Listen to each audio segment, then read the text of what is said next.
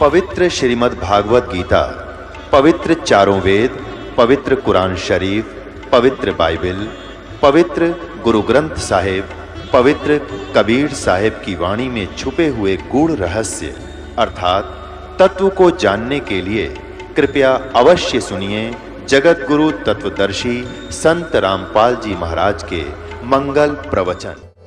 दर्शकों, जहां एक ओर आज के समय में बच्चे भक्ति और भगवान से दूर होते जा रहे हैं, वहीं दूसरी ओर एक ऐसी प्रेरणादायक कहानी भी है जो आपको सच्ची भक्ति की शक्ति का एहसास कराएगी। यह कहानी है शिवपुरी मध्य प्रदेश की रहने वाली सपना रजत जी की, जो अभी पढ़ाई कर रही हैं। इतनी छोटी उम्र में भी सपना जी भक्ति मार्ग पर चल रही है और पूर्ण परमात्मा की कृपा से सभी विकारों से दूर है। पहले इनका परिवार देवी देवताओं की पूजा अर्चना में लगा हुआ था, लेकिन समस्याओं का सिलसिला थमने का नाम नहीं ले रहा था। इनके पिताजी नशे के शिकार थे और इनकी मां निरंतर चिंताग्रस्त रहती थी। इस बीच सपना जी की बहन को भी टीबी जैसी गंभीर बीमारी ने घेर लिया था। सपना जी के मन में यह प्रश्न रहता था कि यदि ईश्वर हैं, तो फिर हमें इन समस्याओं का सामना क्यों करना पड़ रहा है। इसी दौरान इनकी माता जी को एक व्यक्ति ने पूर्ण संत रामपाल जी महाराज जी के बारे में बताया। जब ये आश्रम गईं, तो वहां का पवित्र वातावरण और संत जी की दिव्य शिक्षाओं ने इनके जीवन को पूरी तरह से बदल दिया। अब सपना जी के पिताजी ने नशा छोड़ दिया है और इनकी बहन की टीबी की बीमारी भी ठीक हो चुकी है।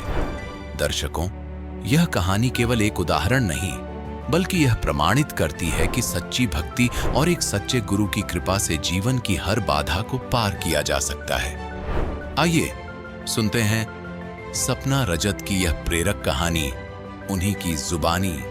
नमस्कार जी। सत साहिब। क्या नाम है आपका? सपना रजक। कहाँ से आए हो? सुप्री एमपी से। सपना, क्या करते हो आप? पढ़ाई। संत रामपाल जी महाराज से नाम दीक्षा आपने कब ली?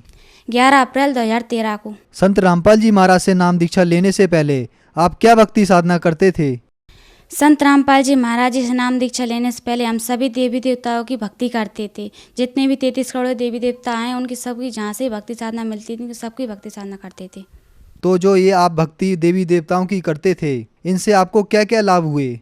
जो हमने देवी देवताओं की भक्ति साधना करते थे, उनसे हमको कोई लाभ नहीं हुआ, बल्कि हमको हानि होती थी। जैसे कि पहले मेरे पापा ड्रिंक करते थे, वो ड्रिंक छोड़ने का नाम ही नहीं लेते थे।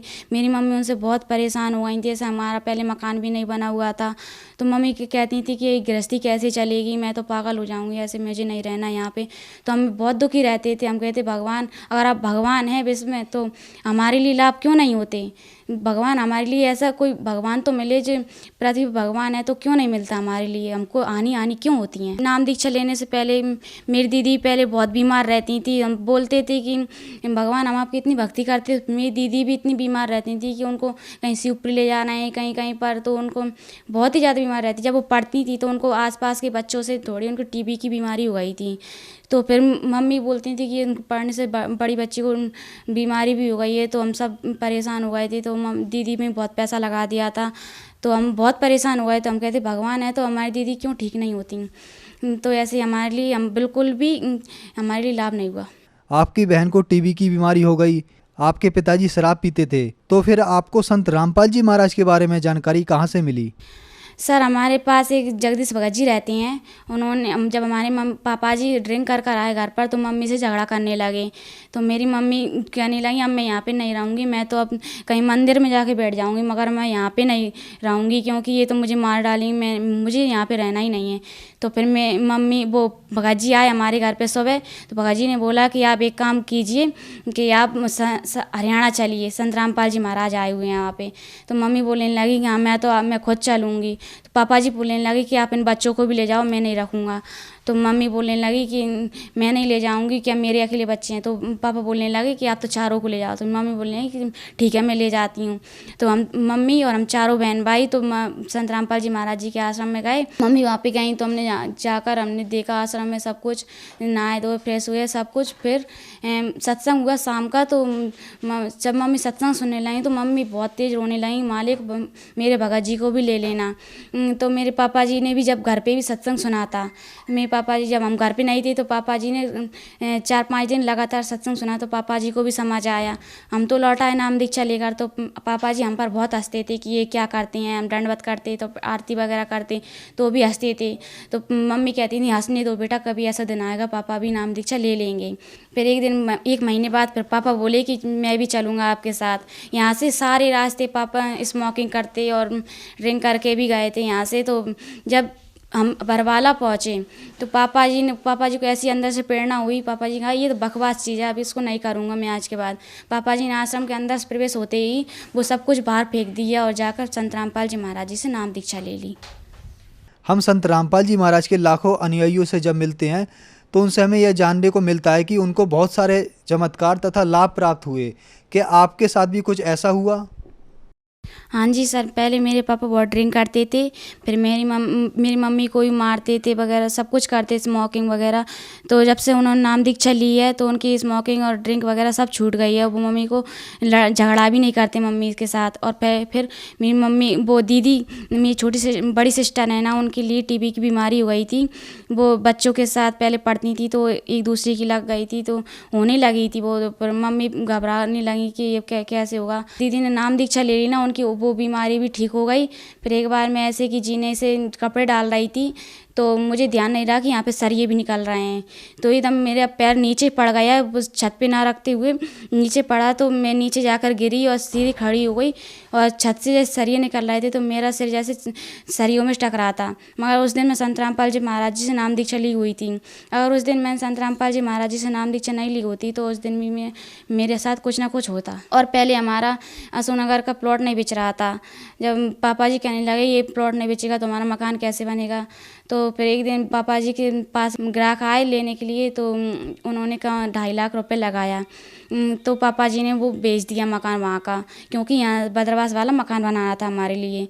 तो फिर पापा जी ने वो प्लॉट बेच दिया तो वहाँ पे बचे सिर्फ 1,70,000 रुपये। तो पापा जी बोलने लगे अब ये इतने से पैसों में मकान कैसे बनेगा। तो पापा जी ने कहा जो भी देखा जाएगा परमात्मा सब दया करते हैं। तो पापा जी ने यहाँ का भी मकान गिरा दिया और बनाने लगे। तो ऐसे ऐसे भगत जी हमको पता भी नहीं चला कि 10 लाख रुपए लग गए उस मकान में, कि कहाँ से आए। हम सभी पूरा परिवार हम शौकते थे उस घटना को सोचकर कि हमें परमात्मा इतना बड़ा लाभ भी दे सकते हैं कभी। और सबसे और आध्यात्मिक लाभ हुआ, शारीरिक लाभ बहुत हमें लाभ हुए। और उसके बाद मेरी मम्मी को बवासीर की बीमारी भी हो गई थी, वो कहीं पर भी ठीक नहीं हो रही थी। तो संत रामपाल जी महाराज जी से नाम दीक्षा ली तो वो मेरी मम्मी की बवासीर की बीमारी ठीक हो गई। पहले ना मुझे भूत प्रेत की बाधा थी, जो पहले मुझे पता ही नहीं था ये यम की दूत क्या होते हैं। मगर अब संत रामपाल जी महाराज जी से मैंने नाम दी चली, मुझे पता चली कि यम की दूत होते हैं। पहले वो कोई छाया सी आती थी और मेरा गला दबाती थी। मैं रात के करीब 11-12 बजे तक तो मैं सोती थी, मुझे पता लगता मेरे की दिखाई नहीं देता मुझे कौन मेरा गला दबा रहा है, सांस भी दब जाती थी। तो मैं कहती थी हे परमात्मा आप भगवान हैं तो मुझे बचाइए ना।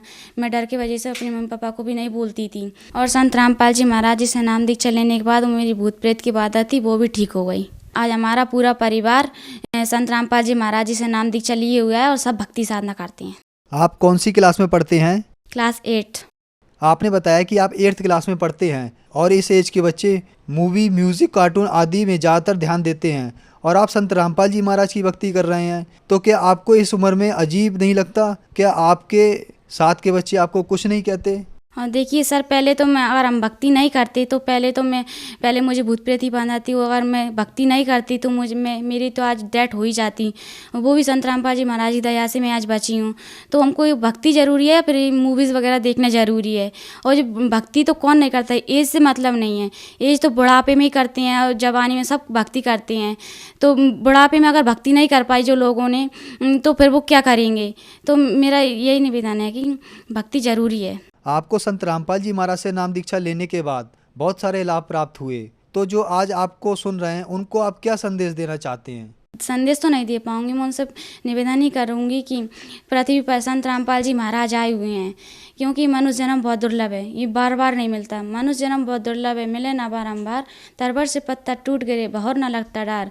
ये फिर बार बार जन्म नहीं मिलेगा, ना जाने फिर हम ये जन्म मिला है, फिर अगली बार हम कौन सी योनि में जाएंगे, कौन सी जन्म मिलेगा हमारे लिए, फिर भक्ति कहाँ से करेंगे। मनुष्य जन्म यही प्राइम टाइम है, इसमें गोल्डन चांस हमारे लिए, और इसमें भक्ति साधना कर लिया तो कर लिए, नहीं फिर बाद में नहीं कर पाएंगे। और जल्दी से जल्दी, जितना जल्दी हो सके संत रामपाल जी महाराज जी की शरण में आओ और अपना कल्याण कराओ, क्योंकि यही प्राइम टाइम है, गोल्डन चांस। अगर हमने छोड़ दिया तो ये मौका बार बार नहीं मिलेगा।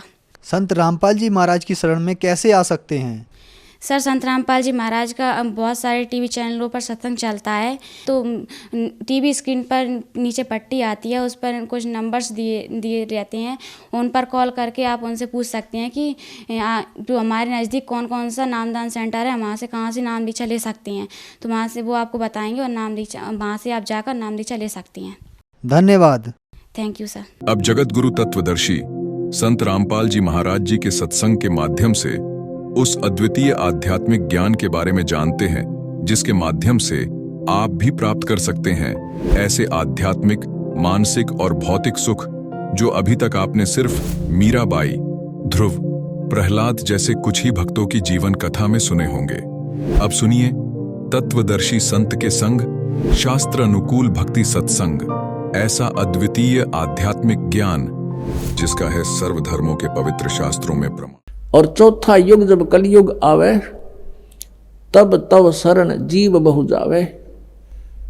ऐसा हर वचन मोहे दीजे, तब तुम गमन संसार ही कीजे।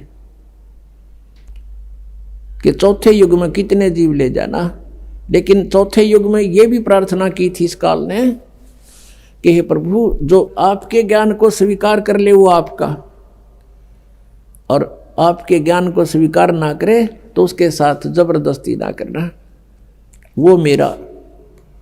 परमात्मा ने कहा ये तो अंडरस्टूड है, ठीक है, क्योंकि भगवान के ज्ञान को सुनकर ही हम इनसे चिपक सकते हैं, नहीं तो काल का जो जाल है उसमें साधना भी कर रहे हैं, सारी बकवाद भी कर रहे हैं, तो ठीक है वो भक्ति है नहीं वहाँ पर। कहते हैं साध सोए जो सीधा चाले, भगत वही होता है, साध माने साधक, जो सब बुराइयों से बच गए और यहाँ की सतिथि से परिचित होकर के सही सीधा चले, मर्यादा में रहे, बुराइयों से बच कर चले। संसार के जो चोज हैं, इन चोचलों से बच्चे, नाचना गाना, फंड करना, डीजे बजाना, ये कोई एक भक्तों के लक्षण है। फिर उनको डर नहीं भगवान का, तो ये काल चाहता है कि ये भक्ति ना करें, नास्तिक हो जा, और ये नाचना गाना डीजे बजाना, ब्याह के ऊपर इतना खड़दू उतार दे। 2 बच्चों का संस्कार जोड़ना, 4 आदमी बैठ के ये कहना भी हम अपनी पुत्री का विवाह आपके पुत्र से करते हैं, ब्याह हो गया, इसका आगे कितना फंड कर लो बता। शादी बच्चों की वचन से हो गया, वचन से पराये होते हैं, वचन से सारी सृष्टि रची हुई है, वचन के ऊपर रहे आदमी खरा तो उसको हर तरह से सुविधाएं प्राप्त होती हैं।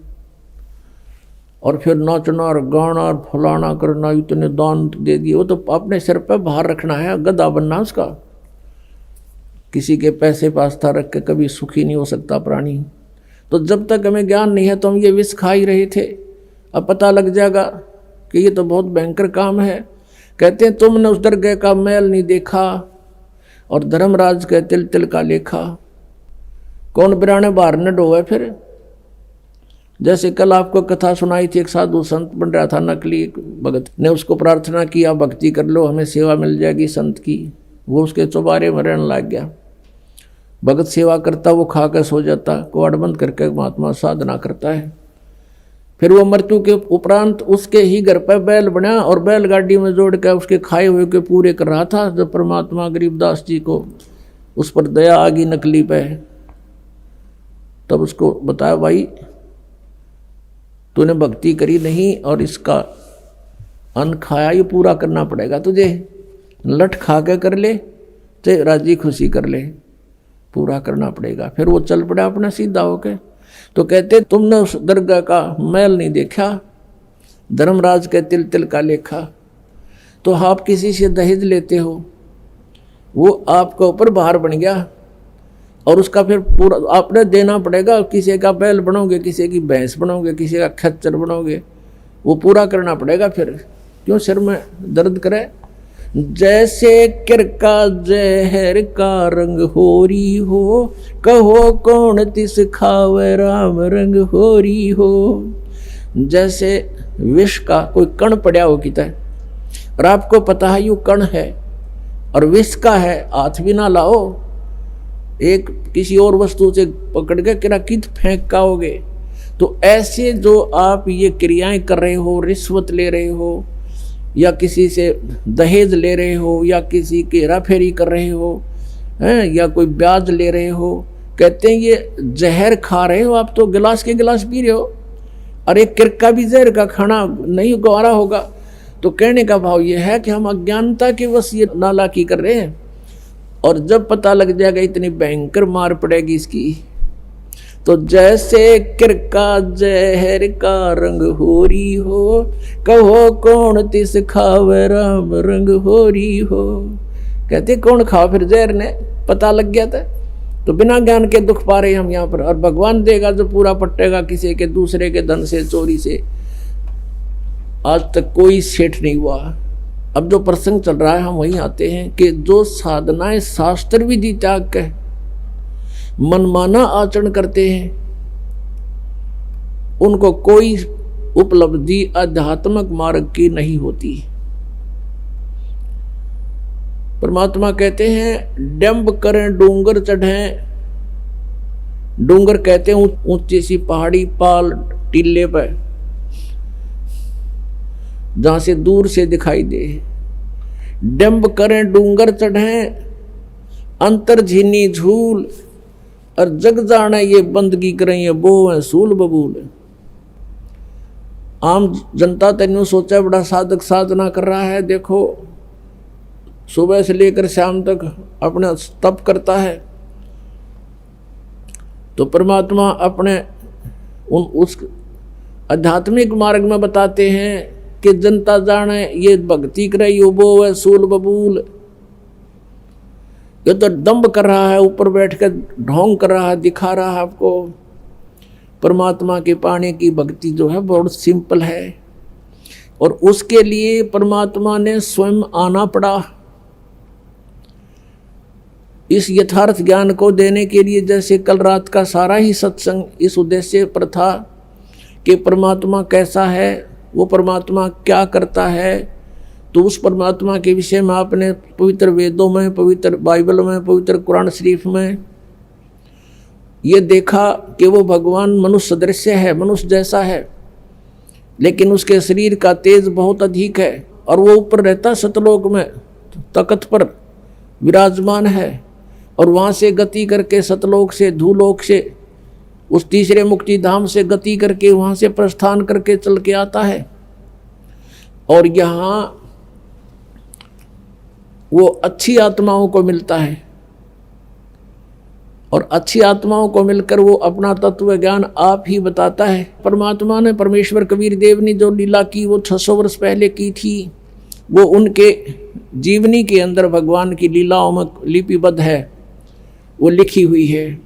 और आज वेद हमने देखे, इससे पहले वेदों को कोई समझ नहीं सका। उन वेदों में यही लिखा कि वो परमात्मा 3 स्थिति के शरीर से 3 प्रकार की अपनी वेशभूषा से, शरीर की वेशभूषा,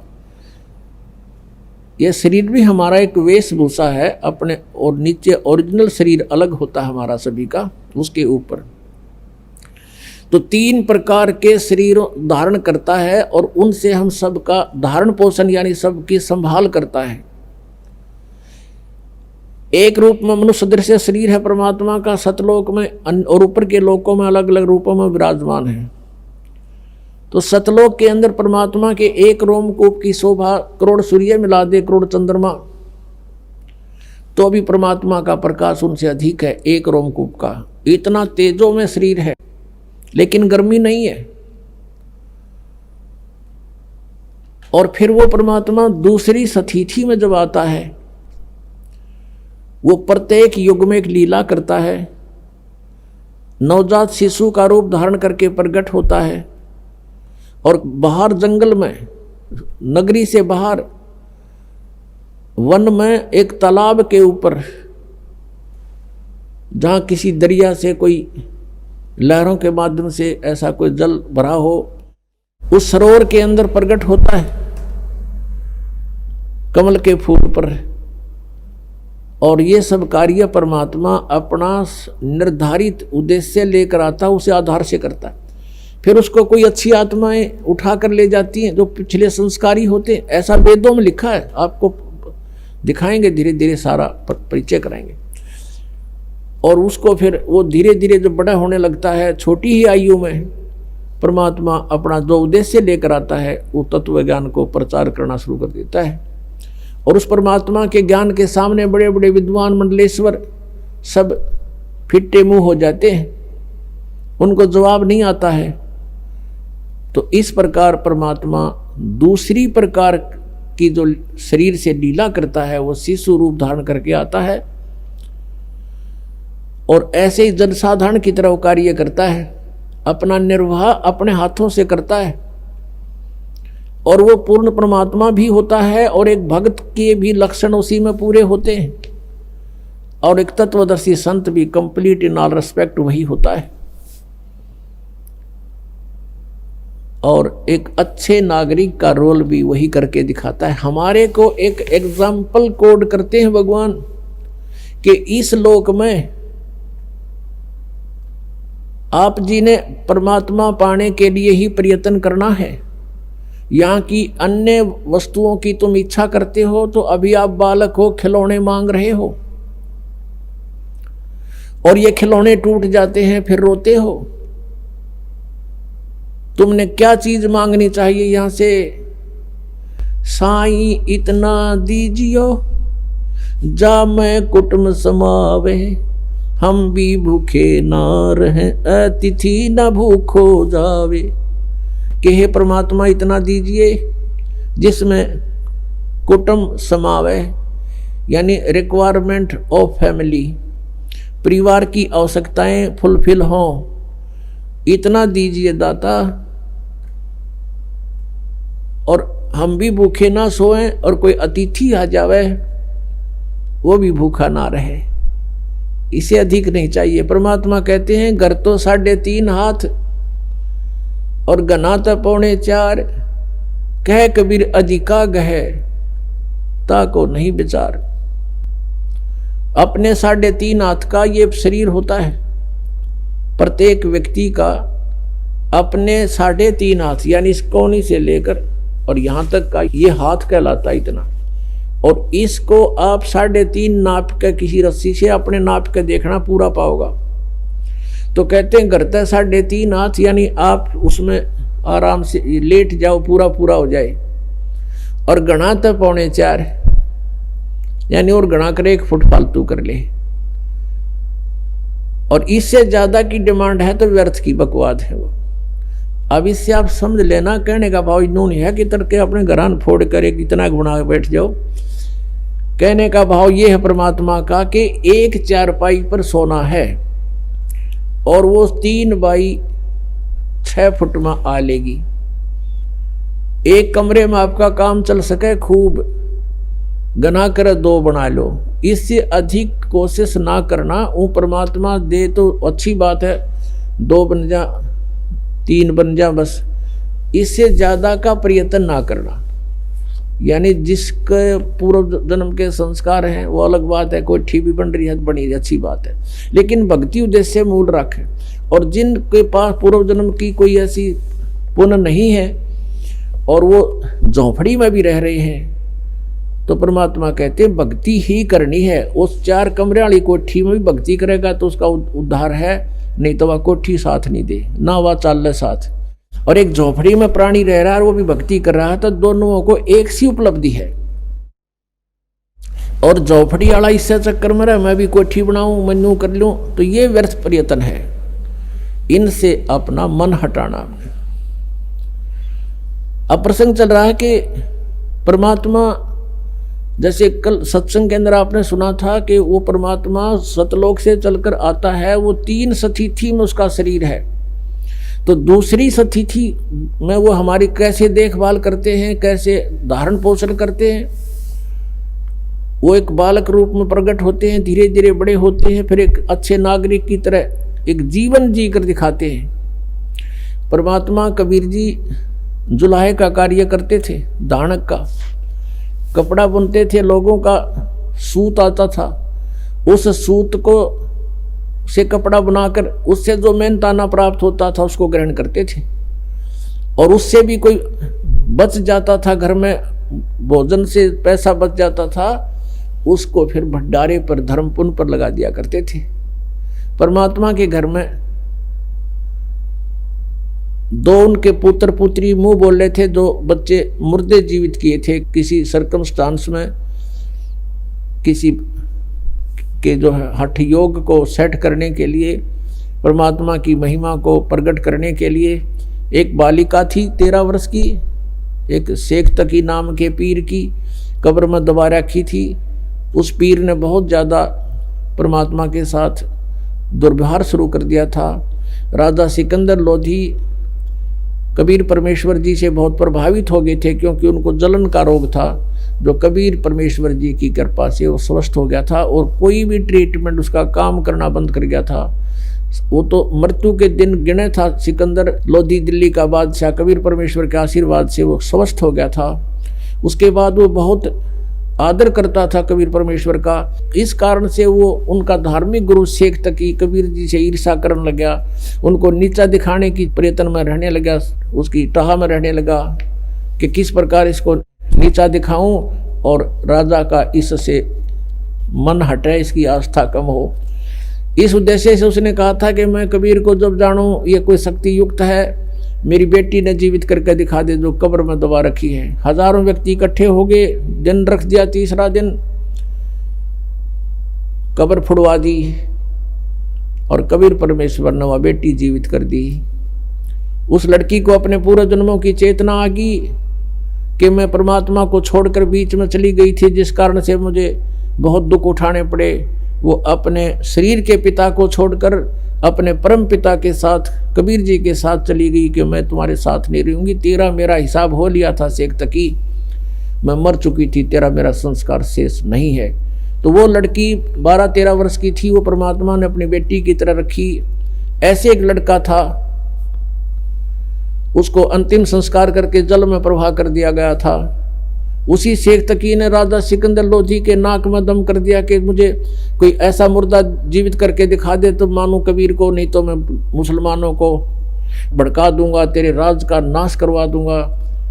तब इस शर्त पे परमात्मा ने उस मुर्दे लड़के को जीवित किया था। वो भी 10-12 वर्ष का लड़का था। उसके बाद वो लड़का भी परमात्मा के साथ पुत्र रूप में रहता था। तो इस प्रकार एक पुत्री एक पुत्र थे जो अपने वचन से जीवित किए हुए बालक थे, और मुंह बोले माता पिता थे, उनके अपने माता पिता नहीं थे, वो तो सह शरीर आए थे, सह शरीर चले गए थे। नीरू नीमा नाम के निसंतान दंपति थे, उनको परमात्मा कमल के फूल पर जल में लहर तारा तालाब पर प्राप्त हुए थे। तो ऐसे कुल मिला के परमात्मा का 5 सदस्यों का परिवार था। हाथ से कपड़ा बुनते थे, माता पिता वृद्ध हो गए थे, और उस कपड़े से जो भी पैसा मिलता था मेहनताना उससे अपना गुजारा करते थे, और फिर भी पैसा बच जाता था उसका भंडारा करते थे। तो ये लीला करके दिखाई भगवान ने कि तुम जैसे मैं कर रहा हूं ऐसे रहना इस संसार में, और यदि तुम परमात्मा पर विश्वास रखोगे, परमात्मा पे आपका दृढ़ विश्वास होगा, तो आपके ऊपर आने वाले सभी संकट दूर होंगे। इसलिए मालिक ने ये बताई थी कि ये साधना ऐसे बनती है।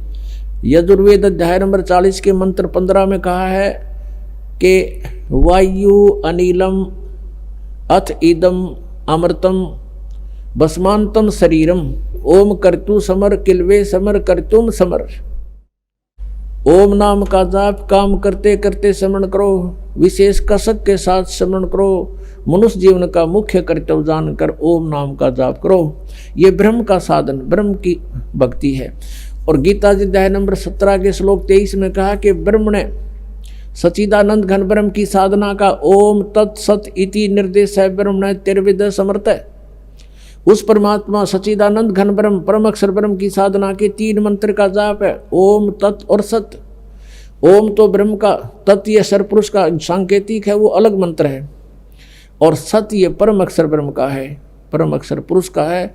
ये मंत्र भी गुप्त है, ये दास दे सकता है। इस पृथ्वी पर किसी को अधिकार नहीं है उस नाम के देने का, ना ही उसको वो परिचित है कोई। और यदि मुझ दास से प्राप्त करके ये मंत्र कोई स्वयंभू संत बनकर किसी को गुमराह करने की चेष्टा करता तो अधिकारी नहीं है, उससे भी आपने बचना है। औरों को भी बचाना है कि ये बिल्कुल झूठ बोल रहा है, नकली पासपोर्ट बना रहा है। और फिर जीवन अंत के समय जब तुम्हारा जीवन अंत होगा तो सतलोक जाने की तैयारी होगी, फिर उस पासपोर्ट की पहचान होगी ऊपर ये अधिकारी था कि नहीं जिसने तुझे नाम दिया, तो जीवन नष्ट हो चुका होगा, फिर कुछ नहीं बात बनेगी। पहले सावधान होना है। तो ये क्या बताया है कि सभी ने, जो भी संत हैं या परमात्मा आए थे, उन्होंने जो साधना बताई यथार्थ, और जिन महापुरुषों ने भगवान पाया उन्होंने हठ योग नहीं किए, 2.5 घंटे सुबह 2.5 घंटे शाम साधना नहीं की। उन्होंने तो चलते फिरते उठते बैठते अपना कर्तव्य कर्म करते करते परमात्मा की भक्ति का विधान बताया, जो सभी सदग्रंथ और संत इसी को प्रमाणित करते हैं। तो इसलिए परमात्मा ने स्वयं आकर के ऐसा जीवन जी कर दिखाया कि ऐसे रहोगे तो मैं तुम्हारे साथ होऊंगा। और भगवान साथ हो गया तो फिर क्या नहीं कर सकता। अब परमात्मा हमारे साथ होगा। और सभी कहा करते हैं कि भगवान ना रूठना चाहिए, संसार वैसे कर रूठ जा, रूठो जग सारा, रूठो ना भगवान हमारा। तो परमात्मा को प्रसन्न करने के लिए हम साधकों ने प्रयत्न करना है। और किस तरीके से भगवान राजी हो, किस तरीके से, किस विधि से भगवान प्रसन्न हो, हमने वो सारे तरीके अपनाने पड़ेंगे अपने प्रभु को प्रसन्न करने के लिए। तो वो तरीके स्वयं परमात्मा आकर बता के गए। एक तो छल कपट नहीं करे, चोरी ठगी जारी नहीं करे, किसी की आत्मा नहीं दुखा अपने स्वार्थवश, और भी मन कर्म वचन से भी किसी को दुख नहीं दे। तुमने उस दरगाह का मैल नहीं देखा, धर्मराज के तिल तिल का लेखा। हम मन में बुरा सोचते भी हैं किसी का, वो भी अकाउंट आपका लिखा जाता है। और यदि आप किसी का भला सोचते हो और आप कर भी नहीं सकते हो तो भी आपका गुड अकाउंट बनता है, अच्छा लेखा बनता है। तो हमने पहले तो अपने आप को बहुत सेट करना पड़ेगा। हम घने बिगड़ गए, एक दिन से नहीं, हम तो असंख्य युगों से बिगड़े हुए हैं। और अब हमें सेट होने का ये मार्ग मिला है, विधि मिली है, ये औषधि मिली है, जिससे हमारे अंदर के विकार जलेंगे। इस ज्ञान से हम सेट होवांगे, और फिर सेट होवांगे तभी परमात्मा के निकट जाएंगे। क्योंकि हम सभी प्राणी एक ही परमात्मा के हैं, चाहे हाथी है चाहे चींटी है, राजा है या रंक है, हिंदू है मुसलमान या सिख या ईसाई है। इस काल ने हमें भ्रमित करके अलग अलग बना दिया। हम अलग हुए क्यों करें? क्योंकि हमने भगवान की चाह है। हमने भगवान पाने के लिए ही हम मुसलमान बने, परमात्मा पाने के लिए हम हिंदू बने, भगवान के लिए हम सिख बने, भगवान के लिए हम ईसाई बने, क्योंकि ईसा जी के वचनों का अनुसरण करने वालों को ईसाई कहने लगे। तो हम इसलिए अलग अलग हुए। अब हम बुद्धिमान हैं। पहले तो हम एक व्यक्ति पर आश्रित थे, किसी संत गुरु पर, उसने जो बता दिया हम सही मानते थे। अब हमारे सभी सदग्रंथ और जिन महापुरुषों ने परमात्मा पाए उनके विचार ये बताते हैं, और उनके सब एक मेल खाते हैं। तो हमने अब उन भ्रमित वचनों को छोड़ना पड़ेगा, चाहे वो हिंदू धर्म के हैं, चाहे वो ईसाई धर्म के हैं, चाहे वो मुसलमान धर्म के या सिख धर्म के हैं, जो शास्त्र प्रमाणित नहीं है, उनको त्यागना पड़ेगा। और तभी हम भगवान के निकट जा सकते हैं। तो वो कौन से हैं, उसमें चाहे मर्यादा भंग हो, चाहे कोई धार्मिक हमारे लोग नाराज हो, इसकी परवाह नहीं करनी है। हमने अपना कल्याण करवाना है। तो इस प्रकार हम उस परमात्मा के निकट पहुंच सकेंगे। उसके लिए क्या करना है? उसके लिए भगवान ने स्वयं आकर के हमें यही बताया है कि मैं जो रिहर्सल करके दिखा रहा हूं तुम ऐसे रहना। अब परमात्मा ने क्या क्या लीलाएं की। साईं इतना दीजियो जा मैं कुटुंब समावे, हम भी भूखे ना रहे अतिथि न भूखो जावे। यानी जो भक्ति हम करते थे, जो साधना हम करते थे, कि किसी ने भी कैसे ही बता दिया हम उसी तरह करने को तैयार हो जाते थे। अब प्रसंग चल रहा था कि ये सुबह 2.5 घंटे, शाम में 2.5 घंटे बैठने का विधान ये संत मत का नहीं है, ये तो हठ योग है। और ये तो हजारों वर्ष करके देख लिया, इससे कुछ भी ना मिल रहा। और कहते ध्यान लगाते हैं, ये नकली पंथ वाले कहते हैं हम सीधा त्रिकुटी पर जाते हैं, और त्रिकुटी यहाँ नहीं है, त्रिकुटी इसके पीछे है, इस बैक साइड में। और कहते हैं त्रिकुटी से हम सीधा ऊपर को चलते हैं। ऊपर कहाँ जाओगे तुम? न सतनाम का बेरा न सतलोक का बेरा। सतनाम को कहीं तुम स्थान बता रहे हो, और सतनाम को कहीं सतपुरुष बता रहे हो। और सतनाम तो जड़ है सारे मार्ग की। सतनाम 2 अक्षर का मंत्र है, इस जिसमें एक ओम है, एक तत् है। तत् वो सांकेतिक, ये दास बताएगा, जो जिनको सतनाम प्राप्त है 2 अक्षर का, वो श्वास उस श्वास से उसका सिमरण है, तो वो सतनाम है। इनको सतनाम कहना मेरा नाम दे। ये 5 ओंकार रंकार ज्योति निरंजन, ये तीनों काल के सर्व में। और सोहम और सतनाम, यहाँ सतनाम नाम बता रहे, वहाँ या इनकी जो एक पुस्तक है ये वार्तिक, इनकी जो उसके अंदर लिखा है कि वो सतनाम 4था लोक है, 4था मंजिल है, और फिर वही सार शब्द है, वही सार नाम है सतनाम ही। और सतनाम ही सचखंड सतलोक है, सतनाम ही सतपुरुष है। अरे झूठा ज्ञान और ध्यान कहाँ लाओ तुम? ये बाद विदा चतुराई, तुम्हारा ज्ञान यूजलेस है, तुम ध्यान कहाँ लगा रहे हो? तुम्हारा थ्योरी गलत है, प्रैक्टिकल क्या करोगे तुम? तो जिन भी महापुरुषों ने परमात्मा मिला, किन किन ने मिला? आदरणीय धर्मदास साहिब जी को, आदरणीय मलुकदास साहिब जी को, आदरणीय दादू दास साहिब जी को, आदरणीय नानक साहिब जी को, आदरणीय गरीबदास साहिब जी को, गांव छुरानी जिला ददर हरियाणा वाले को, आदरणीय घीसा दास साहिब जी को, गांव खेकड़ा जिला मेरठ उत्तर प्रदेश में। इन महापुरुषों ने परमात्मा पाया, और उन्होंने उनकी साधना देख लो उन्होंने कैसी की। जैसे गरीबदास जी किसान थे, खेती करते थे और भक्ति भी करते थे, और परमात्मा स्वयं आए थे, जुलाहे का कार्य भी करते थे। वो कभी हठ योग उनके जीवन में आप दिखा दो इतिहास में या उनकी वाणी में कहीं भी किया या लिखा हो। ऐसे ही आदरणीय नानक साहिब जी खेती करते थे, पहले तो नौकरी करते थे, वो नौकरी भी त्याग दी। जब भगवान से परिचित हुए, सचखंड जाकर वापस आए, वहाँ देखा भगवान को, सतपुरुष को, कबीर साहिब को, वापस आते ही सब नौकरी भी त्याग दी, और 12 वर्ष तक परमात्मा का प्रचार किया इधर उधर घूम फिर के। फिर परमेश्वर का आदेश हुआ कि आप बैठ जाओ, आपका विरोध बहुत हो जाएगा, काल के दूत सक्रिय हो गए हैं, आप घर पे अपना साधना करो और आने दो समय, अब इस नाम को गुप्त रखना। नानक साहिब जी को कह दिया गया था कि इस सतनाम को, ये 2 अक्षर का जो मंत्र है, ओम और दूसरा तत्, इन दोनों का जाप स्वयं नानक साहिब जी करते थे, लेकिन आगे किसी को ये नाम प्रदान नहीं किया, और ना ही इस नाम का जाप करने का आदेश दिया, क्योंकि परमात्मा का आदेश था।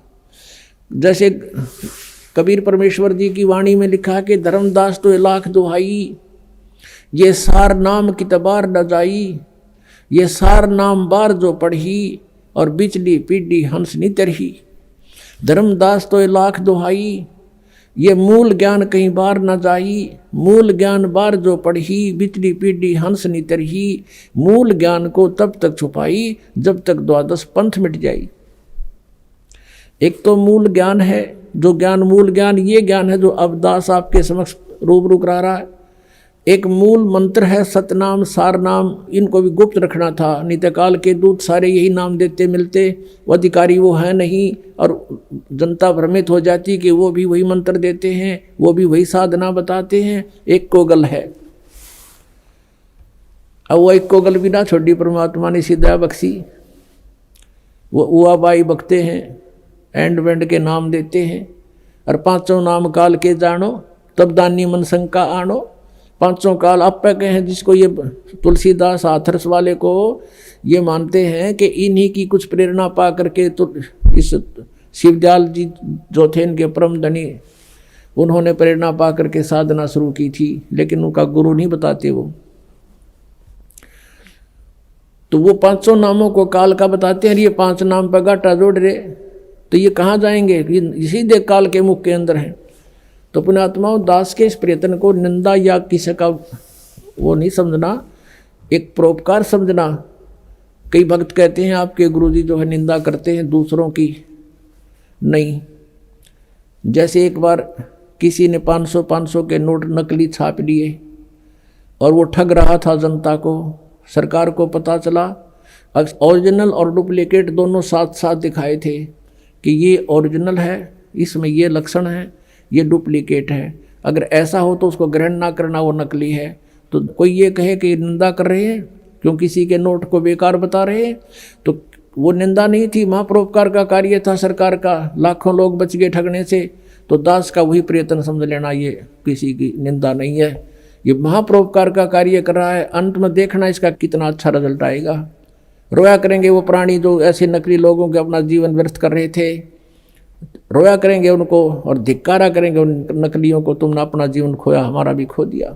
अब प्रसंग चल रहा है कि शास्त्र विधि को त्याग कर जो मनमाना आचरण करते रहे, उनको कोई लाभ नहीं हुआ। अब किसी भी संत को देख लीजिए, फिर 12 वर्ष तो नानक साहब जी ने इधर उधर जा करके प्रचार किया प्रभु का, तत्व ज्ञान का।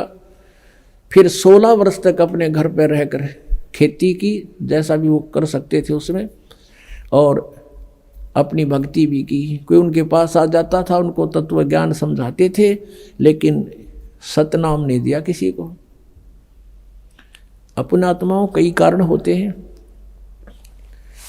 कई भक्त ये भी सोच बैठेंगे कि भाई नानक साहब जी ने फिर नाम नहीं दिया, तो उनके साथ जो अनुयायी बने हैं, सिख समाज बना है, तो उनका तो जीवन व्यर्थ हो गया। उनका जीवन व्यर्थ नहीं हुआ। कारण क्या था? जैसे उन्होंने एक ऐसी विधि बता दी, पुण्यात्माओं, हम कोई एक दिन के जन्मे नहीं हैं, हम कोई एक जन्म में ही, इसी जन्म में हम ये दुख या कष्ट नहीं भोग रहे हैं, असंख्य जन्मों से हम कष्ट उठाते हुए आ रहे हैं, असंख्य जन्मों से। अभी आपने सुने जगत गुरु तत्वदर्शी संत रामपाल जी महाराज के मंगलमय सत्संग प्रवचन। आइए अब सुनते हैं उन भक्तों के अनुभव जिन्होंने संत रामपाल जी महाराज के प्रमाणित ज्ञान से प्रभावित होकर नाम दीक्षा लेकर अनेकों लाभ प्राप्त किए।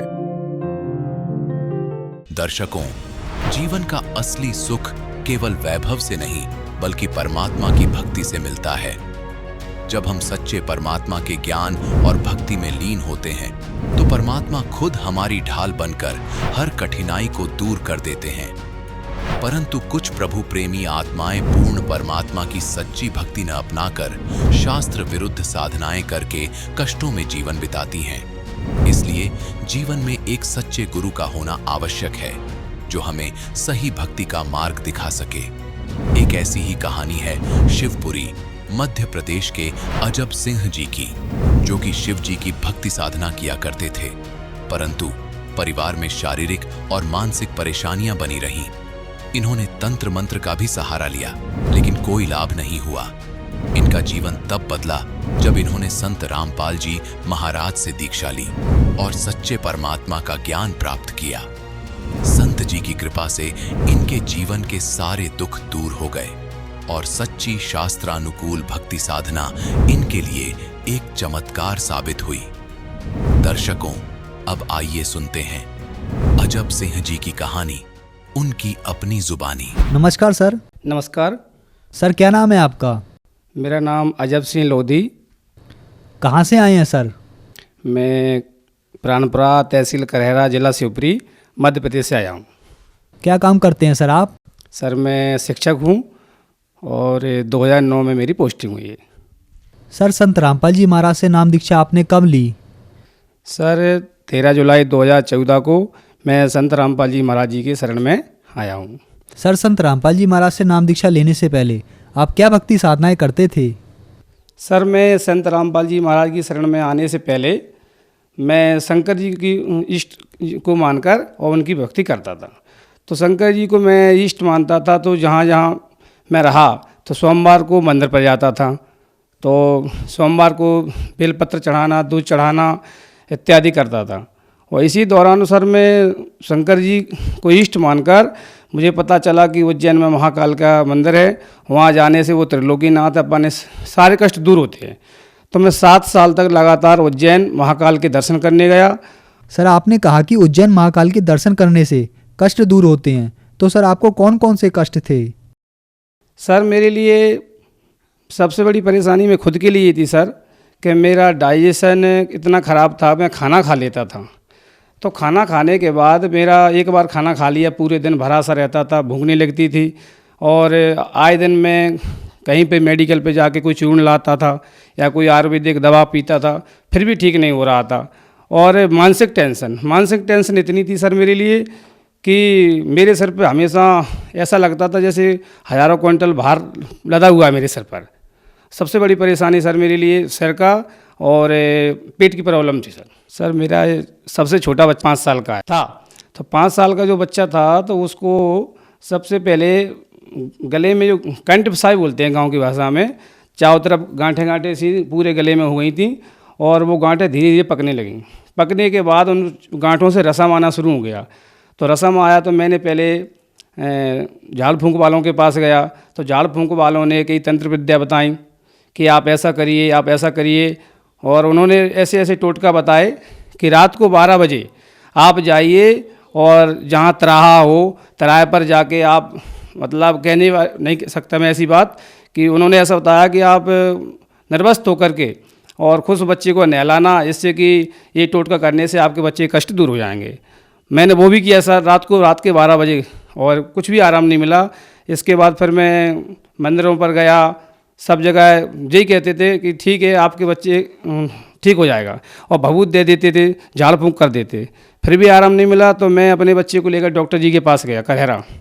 तो कहरा में डॉक्टर जी को दिखाया तो उन्होंने कहा कि इस बच्चे को 1 साल की दवा चलेगी, आराम मिल जाएगा। मैंने लगातार इसको 7-8 माह दवा खिलाई, फिर भी आराम नहीं मिला। तो डॉक्टर ने कहा एक काम करिए आप झांसी दिखाइए। तो हमारे पास झांसी पड़ता है, तो मैं बच्चे को लेकर झांसी गया। तो झांसी में लेने के बाद वहाँ डॉक्टर जी को दिखाया तो उन्होंने जांच की कि ये दवा अब आप एक बच्चे का 1 साल इलाज यहाँ चलेगा। फिर भी आराम नहीं मिला सर मेरे लिए, छोटे बच्चे को। फिर इसी दौरान मैं इस बच्चे को वहाँ लाया गांव वापस, और गांव से लेने के बाद एक जंगल पड़ती है हमारे यहाँ से बहुत दूर, वहाँ एक स्थान है, बोले यहाँ जाइए आप, इसकी परिक्रमा दिलवाइए, और इस परिक्रमा को देने से आपके बच्चे के सारे कष्ट दूर हो जाएंगे। एक बार आके आपको कन्या भोज कराना है और यहाँ पे ढाक बजवाना है। ढाक मतलब गाँव की भाषा है, वो दही वगैरह खिलवा के कन्या भोज करवाना होता है सर। तो मेरे बच्चे इसको मतलब आराम नहीं मिला। और इसके बाद सर इससे बड़ा वाला बच्चा है, उस बच्चे को सर इन्फेक्शन था पेट में, कि उसका इन्फेक्शन ऐसा था कि महीने में 10 दिन तो हो ही जाता था। लीवर में इन्फेक्शन था कि जब कुछ भी खाना खाता था पेट दर्द होता था, और खाना उल्टी हुई पेट में आराम, फिर खाना खाता था पानी भी पिए भले वो, तो इसके बाद फिर पेट दर्द हुआ, उल्टी हुई, फिर आराम हो जाता था। ऐसा चलता रहा, तो बिल्कुल कमज़ोर होता गया। कमज़ोर होते होते उसको भी मैंने दिखाया, तो डॉक्टरों के पास उसको भी ले गया, तो बताया कि नहीं इस बच्चे को मतलब झांसी ले जाइए। फिर उसको भी मैं झांसी ले गया। तो झांसी ले जाने के बाद डॉक्टर ने अल्ट्रासाउंड किया, तो अल्ट्रासाउंड में रिपोर्ट नील, बोले कुछ नहीं, थोड़ा सा इन्फेक्शन है, ये दवा ले आराम मिल जाएगा। फिर मैं घर आया, वही प्रॉब्लम फिर सर मेरे लिए। उस बच्चे को फिर खाना खाया, आकर मैं थक चुका सर, दोनों बच्चे बहुत बीमार। इसके साथ सर मेरी पत्नी को भी सर सबसे बड़ी प्रॉब्लम क्या थी कि मैं खुद उनको कहीं पे भी ले जाता था, तो भले 1 किलोमीटर गाड़ी से जाते थे, तो उनका सबसे बड़ी प्रॉब्लम सिर दर्द का साथ। जैसे ही वो बाहर गई इतना सर दर्द हुआ, कहीं भी प्रोग्राम में जाती थी शादी में या, तो सिर बांध के लेट जाती थी। प्रोग्राम तो अलग चला गया, मगर 1 घंटे 1.5 घंटे वो सिर बांध के रोती थी, सिर दर्द इतना होता था कहीं पे भी जाए सर। तो ये प्रॉब्लम सबसे ज़्यादा प्रॉब्लम थी उनको। और दूसरी बात पेन का सर, पेन का बहुत बड़ा उनको परेशानी थी कि यहाँ से घुटने से लेके और इधर कमर तक पेन होता था उनको। पेन होते होते मतलब इतना, कई बार रात में सर 12 बजे हो जाता था, तो सुबह तक जो मान के चलो मैं भी नहीं सो पाता था, रोती थी कि डॉक्टर कहाँ से जाए। सुबह हुआ डॉक्टर के पास दवा लाए, आराम। 2 दिन बाद फिर पेन दर्द होता था, तो फिर पेन हुआ, फिर दवा ली। सर मेरे ऊपर बिल्कुल ये मान लो कि कहर टूटा था सर। आए दिन और मेरे घर में कई प्रकार की दवाइयाँ लाइन लगी रहती थी। तो आज ये डॉक्टर जी के पास गए, ये दवा 3 दिन खिलाई और चेंज कर दी, फिर दूसरी लाई। मेरे अलमारी में दवाई भरी रहती थी, 10-10, 20 सब जगह थक चुका था और मेरी समझ में नहीं आता था कि आखिर में मुझे क्यों आराम नहीं मिल रहा है, मेरे पर क्यों इतने कष्ट आ रहे हैं। तो सर आपने बताया कि आपकी पूरी फैमिली में बहुत कष्ट थे, आप पर दुखों का पहाड़ टूट गया था। आपने जगह जगह घूमकर उनका इलाज कराने की कोशिश की, पितरों से, पंडितों से, मंदिरों में, डॉक्टरों से। आपके दोनों बच्चे, आपकी वाइफ, सभी परेशान थे। तो फिर संत रामपाल जी महाराज की शरण में आप कैसे आए? सर परमात्मा की दया से मैं तो कुछ समझता नहीं था कि मैंने ये सोच लिया था कि हो सकता है कि मेरे कर्मदंड हैं, ऐसा बताया जाता था। बट उसी दौरान मेरे मित्र हैं एक रतलाम में, राजीव दास करके, तो उनने मेरे लिए बताया कि अजय आप एक काम करो कि मेरे साथ चलिए आप। ये कहाँ पे? उन्होंने बताया कि हरियाणा में संत रामपाल दास जी महाराज हैं और वहाँ के आश्रम में चलिए और वहाँ नाम दीक्षा लेकर के उनके बताए अनुसार भक्ति करने से सारे कष्ट दूर हो जाते हैं। तो मैं सर उनके कहने से मैं आश्रम पहुँचा। तो आश्रम पहुँचते ही मैंने वहाँ देखा और ज्ञान समझा कि ये क्या दीक्षा। वहाँ पे बहुत बड़ा बोर्ड लगा हुआ था, तो उस पर लिखा था गुरु दीक्षा लेने से पहले आवश्यक नियम। उनको समझा, उनको समझने के बाद सर मैंने वहाँ नाम लिया और नाम लेने के बाद सर मैं जैसे ही दर्शन करने गया तो मैंने एक बताया था सर कि मैं बहुत बड़ी परेशानी से प्रॉब्लम रहती थी कि सिर पे बहुत वजन रहता था। तो जैसे ही मैं नाम लेने गया तो लाइन में लग गया। जैसे ही संत रामपाल दास जी महाराज दर्शन देने आए, तो दर्शन देने आए, उन्होंने आशीर्वाद दिया मेरे लिए। मात्र आशीर्वाद देने से सर मेरे सिर पे ऐसा वजन दूर हो गया जैसे हज़ारों क्विंटल वजन, हल्का शरीर हो गया, बिल्कुल ठंडा शरीर। और मैंने समझा कि यही सदगुरु हैं, क्योंकि बताते हैं कि सदगुरु से नाम लेकर भक्ति करें सारे कष्ट दूर होते हैं। तो मैं वहाँ गया और मुझे संत रामपाल दास जी महाराज से नाम लिया और भक्ति भी की। इसके बाद सर धीरे धीरे मैं घर आया और घर आके फिर मैं अपने बच्चों को लाया। पहले छोटे वाले बच्चे को लाया जिसको गले में कंठ फंसाई थी, उसको लेके गया। मैंने गुरु जी से प्रार्थना की तो संत रामपाल दास जी महाराज जी ने कहा, बेटा कोई बात नहीं, इसको नाम दीक्षा दिलवाओ और भक्ति करें, परमात्मा दया करेंगे। तो फिर उस बच्चे को भी दीक्षा दिलवाई। फिर दूसरी बार आया, बड़े वाले बच्चे को लाया तो उनने भी दीक्षा दिलवाई। तो परमात्मा की, गुरु जी के, संत रामपाल जी महाराज की दया से उनको भी आराम मिला। फिर 1 साल बाद मेरी पत्नी भी आई और उनको भी नाम दिलवाया। सर आपने बताया कि आप अपने बच्चे को नाम दीक्षा के लिए ले गए, तो संत रामपाल जी महाराज ने कहा कि आप अपने बच्चे को नाम दीक्षा दिलवाएं, उसे आराम मिलेगा। तो क्या ये बात सही साबित हुई? जी सर, बिल्कुल इस बात बिल्कुल सत्य है सर। और ऐसा नहीं सर, मेरे देखने वाले भी हैं, मैं जहाँ रहता हूँ मेरे आसपास वो देखने वाले हैं, सबको पता है कि इस बच्चे को कितनी प्रॉब्लम थी। मैं कहाँ कहाँ लिए फिरता था, मैं अस्पतालों में, तंत्र विद्याओं के पास, डॉक्टरों के पास, झाड़, सब जगह गया और सबको पता है। और आज भी उस दिन से, जिस दिन से मैंने नाम गुरु जी से नाम लिया बच्चे ने, तो उस दिन से आज तक ना घर में कोई दवा है और उसी दिन से तुरंत आराम होना शुरू हो गया और बिल्कुल बच्चा पूर्ण तरह से ठीक है। मेरे साथ वो बच्चा आया हुआ है जो बीमार रहता था, नाम लेने के बाद तुरंत ठीक हो गया। आप इससे बात कर सकते हैं, मेरे साथ देखिए। क्या नाम है आपका? हमारा नाम प्रिंस राजपूत है। आपको क्या परेशानी थी जो आपके पापा ने बताई है? हमको यहाँ पे कंठ माला थी यहाँ पे और यहाँ पे, और गुरु जी की कृपा से जब से हमने दीक्षा ली है, जब से पूरी ठीक हो गई है। आपको क्या इसमें दर्द भी होता था? क्या होता था इसमें? से दर्द होता था, इसमें से खून निकलता था और बहुत दर्द भी होता था। संत रामपाल जी महाराज से नाम दीक्षा लेने से क्या आपकी बीमारी बिल्कुल ठीक हो गई? हाँ बिल्कुल ठीक हो गई। अभी अब मिट गई बिल्कुल, अब बिल्कुल भी दर्द नहीं होता। सर जैसे आपने देखा कि मेरा छोटा बालक पूर्ण तरह से ठीक हो गया, आज भी ठीक है उसी दिन से। उसी तरह मेरा बड़ा बालक कि पेट में इन्फेक्शन थी, कि कुछ खाता था तुरंत दर्द होता था, उल्टी हो जाती थी और काफ़ी कमज़ोर हो गया था। उस दिन से नाम लिया संत रामपाल दास जी महाराज जी से और नियम मर्यादा में रहकर भक्ति की। आज वो पूर्ण तरह से ठीक है। और मेरी पत्नी को 3 प्रॉब्लम थी सर। मैंने अभी बताया था, एक तो पेन दर्द होता था, उनको पेन होता था, यहाँ से लेके अंदर हड्डी में पेन होता था, इतना पेन होता था कि रात को मैं सोता था कई बार तो वो दर्द के मारे बताती नहीं थी, दूसरे कमरे में जाती थी तो पूरी ताकत से कपड़े से बांध के रखती थी और रोती थी, पर मुझे बताती नहीं थी कि अभी ये नींद खुल जाएगी, परेशान होंगे। नाम लेने के बाद तुरंत ठीक हो गया। और सिर दर्द का और ज़्यादा पहले से होता था, लगभग मुझे ऐसा पता है कि शादी होने के बाद जैसे ही आई यहाँ तो तब से ही उनको सिर दर्द होता था। तो सिर दर्द की प्रॉब्लम भी बहुत ज़्यादा थी और तुरंत ठीक हो गया उनका नाम लेने के बाद संत रामपाल दास जी महाराज से। और इसके बाद सर तीसरी घटना क्या हुई कि नाम लेने के बाद मेरी पत्नी को एक बार ब्लीडिंग शुरू हुई 1 माह बाद। तो ब्लीडिंग शुरू हुई, इतनी ब्लीडिंग हुई कि एक बार मैंने खुद बाथरूम में जाके देखा तो पूरी बाथरूम भरी हुई थी ब्लड से, खून ही खून था। तो मैंने कहा ये क्या हो गया, मैं आश्चर्यचकित हो गया कि ये क्या हुआ। तो इतना ब्लड निकला कि मैं घबरा गया और प्रार्थना लगाई। तो संत रामपाल दास जी महाराज जी ने कहा कि परमात्मा दया करेंगे और भक्ति करो। तो फिर मैं हॉस्पिटल लेके गया। हॉस्पिटल मेरे लोकल कहरा में हॉस्पिटल है, मैं वहाँ गया तो मैडम ने दवा दी और बोला कि इनको आप झांसी ले आइए। मैं झांसी लेके गया, झांसी बड़ा है हमारे यहाँ 50 किलोमीटर दूर पड़ता है।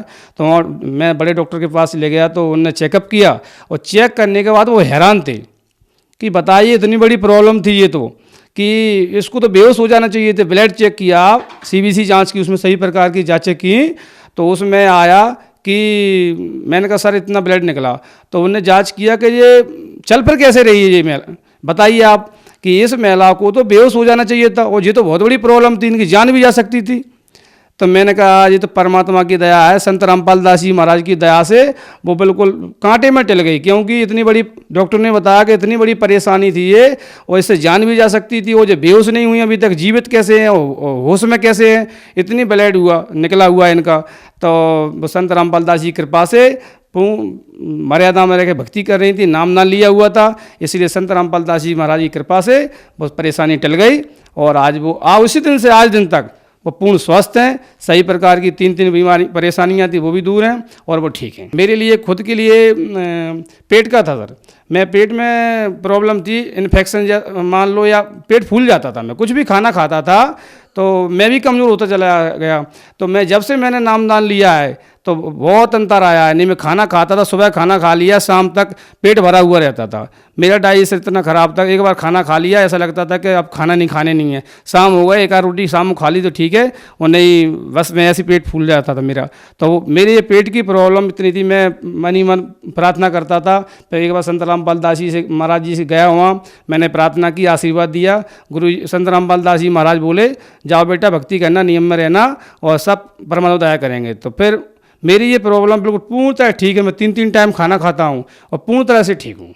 सर संत रामपाल जी महाराज की शरण में कैसे आ सकते हैं?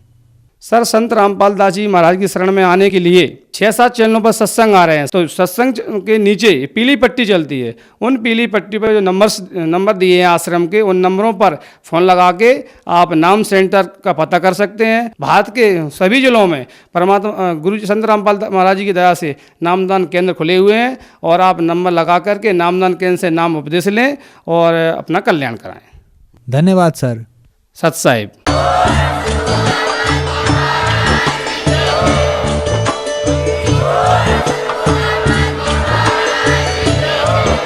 आप सुन रहे थे जगत गुरु तत्वदर्शी संत रामपाल जी महाराज जी के मंगल प्रवचन। अधिक जानकारी के लिए विजिट कीजिए हमारी वेबसाइट www.jagatgururampalji.org। संत रामपाल जी महाराज जी के शुभ आशीर्वाद से पूरे विश्व भर में 500 से भी ज्यादा नाम दीक्षा केंद्र हैं, जिन पर संत रामपाल जी महाराज जी द्वारा ऑनलाइन निशुल्क नाम दीक्षा दी जा रही है। अपने नजदीकी नाम दीक्षा केंद्र का पता करने के लिए संपर्क करें।